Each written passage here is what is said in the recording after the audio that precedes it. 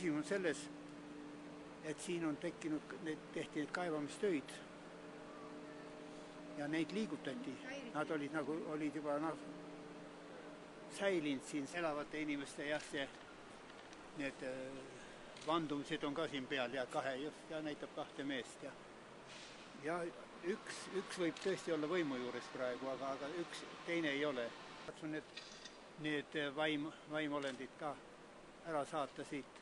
Tondi on ju selle tõttu tondi, et seal nähti neid tonte ja vaime ja inimkonnast on üks grupp, kes näeb neid. Aga samal ajal need, kes ei tunneta, ei näe, need ei võta seda asja tõsiselt.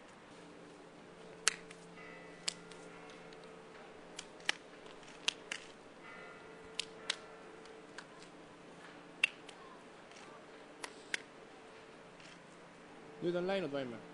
Nüüd läks see vaim eemale siit. Ma ta ära saata ei saanud, aga ma lükkasin ta siit ära sellest roosast see, mis siin härra joonistas.